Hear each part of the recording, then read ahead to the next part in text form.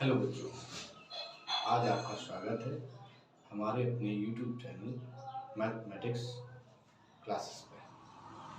हम आज पढ़ने वाले हैं द्विघात समीकरण। द्विघात समीकरण क्या होता है? द्विघात समीकरण बहुपद से बनकर बनता है।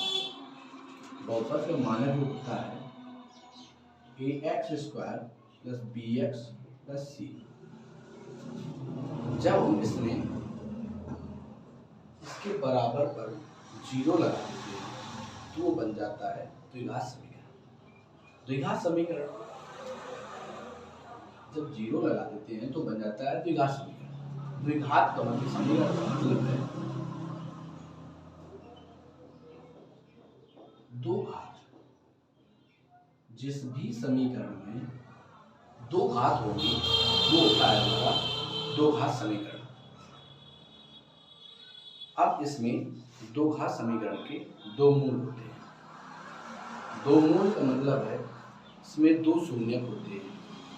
दो शून्यक पहला होता है अल्फा थमा बीटा।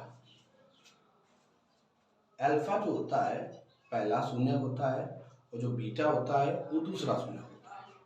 हम द्विघात समीकरणों में फार्मूला होता है विविक्त कर। विविक्त कर का एक फार्मूला होता है कि d बराबर b² - का 4ac। b² - का 4ac।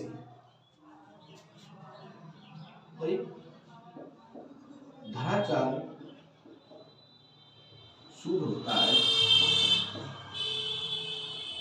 x बराबर -b ± का root b² - 4ac upon 2a। इसे हम मूल सूत्र भी कहते हैं। इसे हम मूल सूत्र भी कहते हैं। द्विघात समीकरण का मानक रूप हमने अभी बताया ax² + bx + c बराबर 0 होता है और इसमें इसके मूल भी दो होते हैं।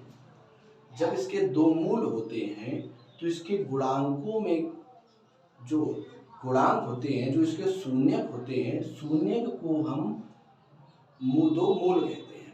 अब जैसे कि एक लिखा हुआ है समीकरण ax² + 5x + का 6 = 0। इसमें दो घातें लगी हुई है। ये दो घातें जो है हमारी ये बताती हैं कि ये द्विघात अगर 0 न लगा हो तो द्विघात बहुपद कहेंगे। अगर 0 लगा है तो हम कहेंगे द्विघात समीकरण। द्विघात समीकरण जो होता है इसके दो मूल होते हैं। अब मूल हमने भी बताया। अब मूल को निकालने का तरीका क्या होता है? इनके पहले हम गुणनखंड करते हैं। इसका x² और गुणा करने पर ऐसी कोई दो संख्याएं होनी चाहिए जो गुणा करने पर 6 लावे और जोड़ने पर 5 लाए, क्योंकि x का गुणांक 5 होता है। यहाँ पे प्लस का 5 लगा हुआ है तो 2 × 3 हमारा 6 होता है। 2 + 3 होता है 5। ठीक है, तो 2 + 3 और इंटू में x और प्लस का 6 = 0। x में अंदर गुणा करते हैं x² + 2x + 3x + 6 बराबर 0। इसमें से हम x कॉमन, इसमें से 3 कॉमन। x कॉमन जब लेते हैं तो बनेगा x + 2 और यहाँ बनेगा प्लस का, इसमें से 3 कॉमन लेंगे तो 3 ब्रैकेट में कॉमन लिया, यहाँ पे बचा x और प्लस 3 का भाग हम 6 में देंगे तो बचेगा 2 = 0। जो कॉमन लेते हैं उसका हर एक पद में हम भाग भी देते हैं। यदि आप भाग दोगे जो बचेगा शेष वही यहाँ लिखा जाता है। दोनों में x + 2 कॉमन है, जो शेष बचा x + 3 बचा बराबर 0। एक बार हम इसके बराबर 0 और एक बार इसके बराबर 0, तो x + 2 बराबर 0 और x बराबर -2 और दूसरा x + 3 बराबर 0 और x बराबर -3। ये होगा पहला मूल, ये होता है दूसरा। ये दो मूल होते हैं इसके, इसीलिए हम कहते हैं कि इसके दो मूल हैं। कौन कौन सा? पहला है अल्फा, दूसरा है बीटा। अगर ये बहुपद में तो समझाया गया होगा, लेकिन इसमें हमें विविक्त कर के बारे में जानना है। विविक्त कर जो है, कभी क्वेश्चन देता है ज्यादातर कि x² + 5x + 6 = 0 में मूलों की प्रकृति बताइए। प्रकृति बताइए।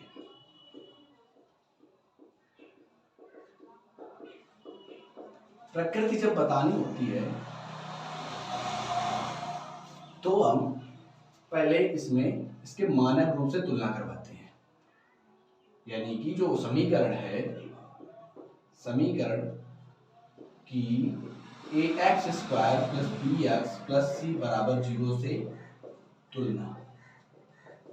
तुलना कराने के बाद a का x² का गुणांक इसमें कुछ नहीं तो a होता है, और b जो है x का गुणांक इसमें 5 है, और जो c है वो इसमें 6 है। तो इसमें हम विविक्त सूत्र लगाएंगे। विविक्त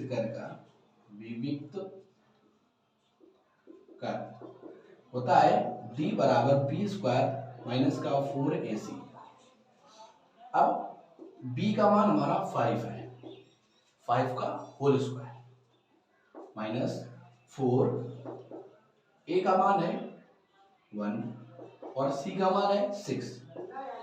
तो 5 का होल स्क्वायर यानी 25 माइनस 4, 4 × 4 और बचा 4, 4 का गुणा 6 में 4 × 24, घटाएंगे 1। d का मान यदि हमारा प्लस का आता है, d का मान यदि हमारा प्लस का आता है तो मूल जो होता है वो वास्तविक होता है। यदि d का मान हमारा माइनस का आवे तो मूल काल्पनिक होता है। यदि d का मान 0 आवे तो मूल समान होता है। तो ये है वास्तविक।